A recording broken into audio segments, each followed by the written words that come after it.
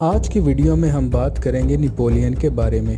Napoleon Bonaparte ایک فرانسیسی فوجی رہنما اور بادشاہ تھا جس نے 19ویں صدی کی ابتدا دہائیوں میں یورپ کے بیشتر حصے کو فتح کیا اور اس پر حکمرانی کی۔ اس کی سیاسی اور ثقافتی وراثت نے انسانی تاریخ کے سب سے زیادہ مشہور اور متنازع رہنماؤں میں شامل کر دیا۔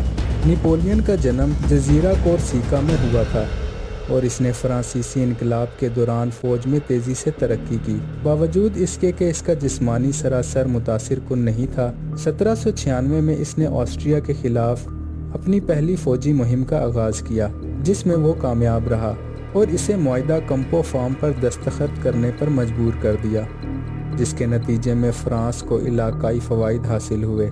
اگلے سال اس نے برطانیہ پر حملہ کرنے کی پیشکش کو مسترد کیا کیونکہ وہ شاہی بحریہ کو برتر سمجھتا تھا، اور اس کے بجائے اس نے برطانیہ کے ہندوستان تک رسائی کو کمزور کرنے کے لیے عثمانی حکمرانی والے مصر اور شام پر حملہ کرنے کی تجویز دی۔ نپولین نے مصر پر کامیاب حملہ کیا اور اس مہم کے دوران روزیٹا پتھر کی دریافت ہوئی جس نے مصر شناسی کے شعبے کو جنم دیا۔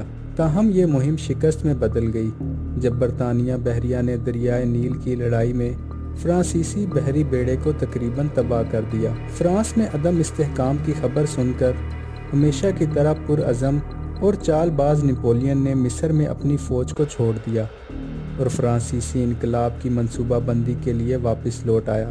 فرانس کا پہلا کونسلر بننے کے بعد اس نے برطانیہ کے ساتھ معاہدہ سائن کیا جس سے دوسرے اتحاد کی جنگ کا اختتام ہوا اور یورپ میں ایک سال کی امن کی حالت آئی۔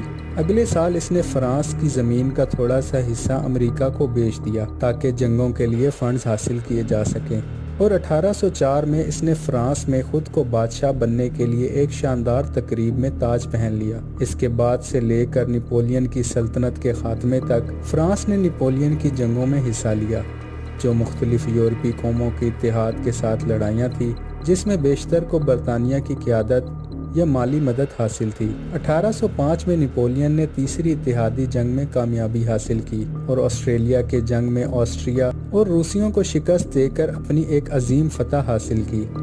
اس فتح کے نتیجے میں 1000 سال پرانی مقدس رومی سلطنت کا خاتمہ ہو گیا اور رائن کا اتحاد قائم کیا گیا جو فرانس کا اتحادی تھا اور فرانس کے حریفوں پروشیا اور آسٹریا کے درمیان ایک بفر زون بن گیا۔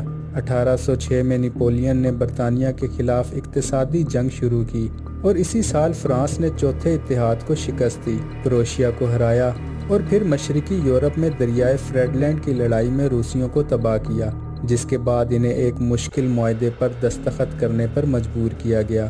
آسٹریا اور برطانیہ نے پانچویں اتحاد کی جنگ کے دوران دوبارہ فرانسیسیوں کو چیلنج کیا، لیکن نپولین نے ویگر کی لڑائی جیت کر یورپ پر اپنا کنٹرول مضبوط کر لیا۔ اس کے بعد نپولین نے ایک جزیرہ فتح کیا اور 1808 میں اپنے بھائی کو اسپین کا بادشاہ قرار دے دیا۔ روس کی اقتصادی مشکلات اور برطانیہ کے خلاف بلاک ایڈ کی وجہ سے نپولین نے روس پر حملہ کرنے کا فیصلہ کیا، لیکن 1812 میں فرانسیسیوں کی روسی مہم نے اسے ناکام کر دیا اور فرانسیسیوں کو سخت نقصان پہنچایا۔ اس کی سب سے بڑی وجہ روس کا رقبہ تھا۔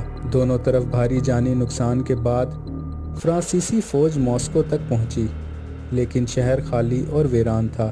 روسی مہم کے نتیجے میں نپولین کی عظیم فوج کا خاتمہ ہوا اور اس کے خلاف ایک نیا حملہ شروع ہو گیا۔ نپولین کی 6 لاکھ فوج میں سے صرف 1 لاکھ کے قریب واپس فرانس پہنچ سکی۔ اس دوران اسپین اور پرتگال میں مزاحمت اور برطانوی مدد سے گوریلا جنگ میں فرانسیسی فوج کو اسپین سے باہر نکال دیا گیا۔ 1813 میں روس اور آسٹریا نے چھٹے اتحاد میں شامل ہو کر نپولین کو جنگ میں شکست دی اور 1814 میں پیرس کے محاصرے کے بعد تخت سے ہٹا کر جزیرہ البا میں جلا وطن کر دیا گیا۔